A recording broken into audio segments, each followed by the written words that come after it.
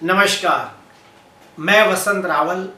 आज मैं आपको बताने आया हूं मंत्र सिद्धि के बारे में। मंत्र सिद्धि लोग क्यों करते हैं, उसका किस तरह से लाभ होता है और उससे हमारे जीवन पे क्या प्रभाव पड़ता है। पहले तो मैं आपको बता दूं मंत्र क्या होते हैं। कुछ खास अक्षरों के समूह को मंत्र कहते हैं। कुछ खास शब्दों के वर्गीकरण को मंत्र कहते हैं। कुछ खास शब्दों के समूह को मंत्र कहते हैं। मंत्र एक अक्षर का भी हो सकता है, मंत्र 2 अक्षर का भी हो सकता है, मंत्र 5 अक्षर का भी हो सकता है, 24 अक्षर का और 36 अक्षर का भी हो सकता है। फॉर द एग्जाम्पल, एक अक्षर का मंत्र है ओम, जिसमें ब्रह्मा, विष्णु और महेश तीनों का वास है। 2 अक्षर के मंत्र भी बताता हूं, रामा, कृष्णा, शिवा, राधे, ये सब 2 अक्षर के मंत्र हैं। उसी तरह पंचाक्षरी मंत्र है ओम नमः शिवाय। अभी हम लोग जानेंगे कि मंत्र लोग क्यों बोलते हैं और मंत्र साधना लोग क्यों करते हैं। हमारे मन के अंदर अगाध शक्तियां हैं। हमारे मन के अंदर बहुत सारी शक्तियां छुपी पड़ी हैं। उन शक्तियों को उजागर करने के लिए मंत्र शक्ति का सहारा लिया जाता है। आपने देखा होगा काफी लोग अपने घर के अंदर विद्वान कर्मकांडी ब्राह्मणों को बुलाकर पूजा पाठ करवाते हैं, होम हवन करवाते हैं, यज्ञ करवाते हैं। कुछ लोग खुद अनुष्ठान करते हैं, साधनाएं करते हैं। नवरात्रि के अंदर माता के मंत्र करते हैं, श्रावण महीने के अंदर शिव जी की उपासना करते हैं। ये सब क्यों करते पता है?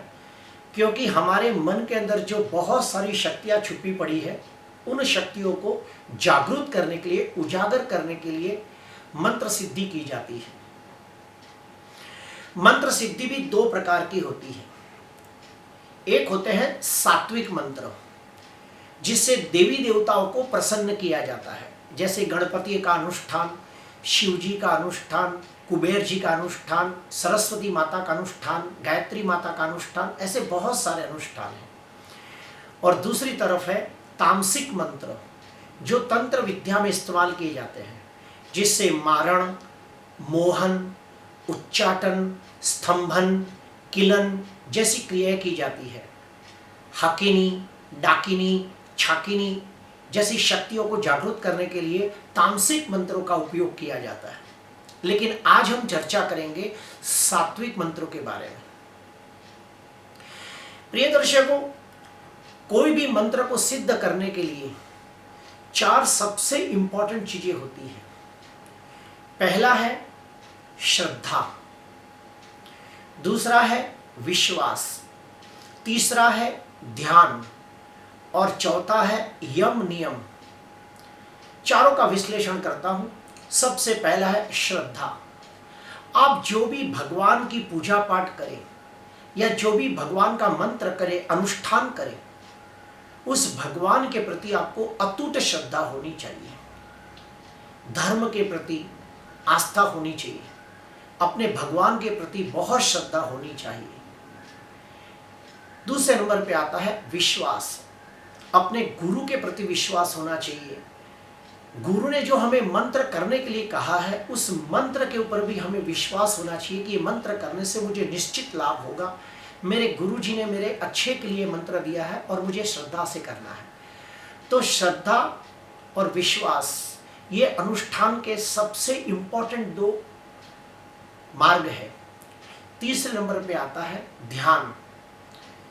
ध्यान करने से तुम्हारे मन की शक्ति जल्दी जागृत होती है। इसीलिए मंत्र करते समय ध्यान बहुत जरूरी होता है।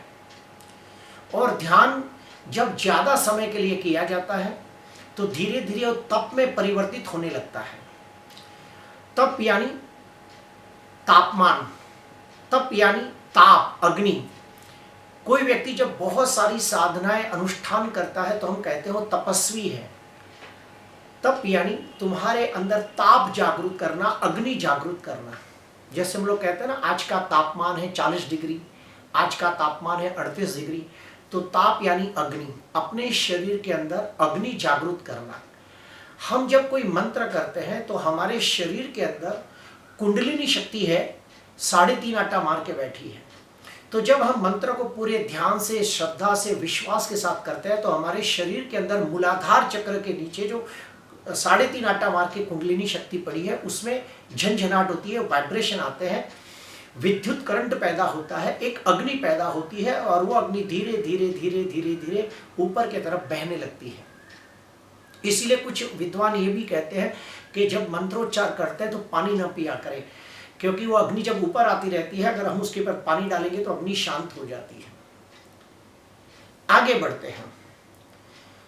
मंत्रोच्चार करते समय हमें और भी 2-3 बातों का ध्यान देना होता है। सबसे पहला, मंत्र 3 प्रकार से बोले जाते हैं।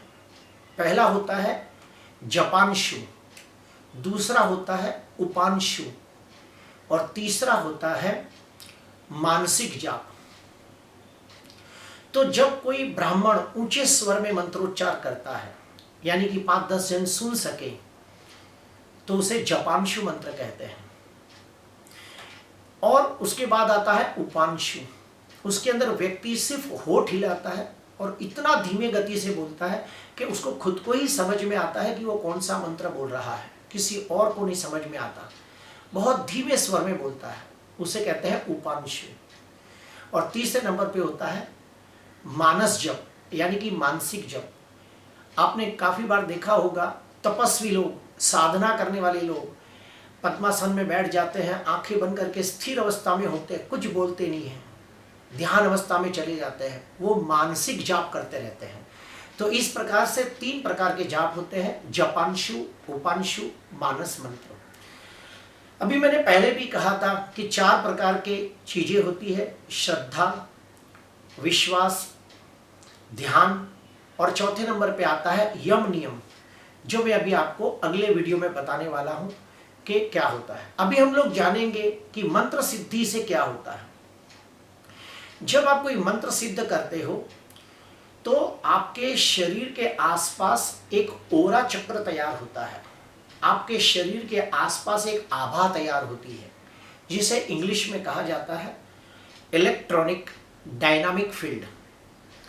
जब हम मंत्र करते हैं, पूरे ध्यान से, दिल से, श्रद्धा से, विश्वास से जब मंत्र करते हैं तो वो मंत्र से धीरे धीरे हमारे अंदर एक प्रकाश पैदा होता है, एक तेज पैदा होता है, एक शक्ति पैदा होती है, और वो हमारे शरीर के आसपास एक कवच के जैसा काम करती है। जैसे कभी कभी आपने देखा होगा, एक शांत तालाब होता है और एक शांत तालाब के बीच में आप पत्थर मार दो तो उसके अंदर से काफ़ी सारी पानी की वेव्स निकलती है जो किनारे तक जाती है। ठीक उसी प्रकार हम जब शांत मन से और शांत वातावरण के अंदर जब मंत्र बोलते हैं तो वो मंत्र की एक ओरा तैयार होती है, और वो ओरा हमारे शरीर के आसपास कवच रूपी तैयार होती है, जिससे हमारे चेहरे में तेज आता है, हमारी दृष्टि में प्रभाव आता है, हमारी वाणी में आकर्षण आता है, हम एक सामान्य व्यक्ति से ऊपर उठ के हमारी नज़र दूरंदेशी होती है, और हम पहले से ज़्यादा स्थिर, गंभीर होते हैं, और हमारा मन शांत होता है।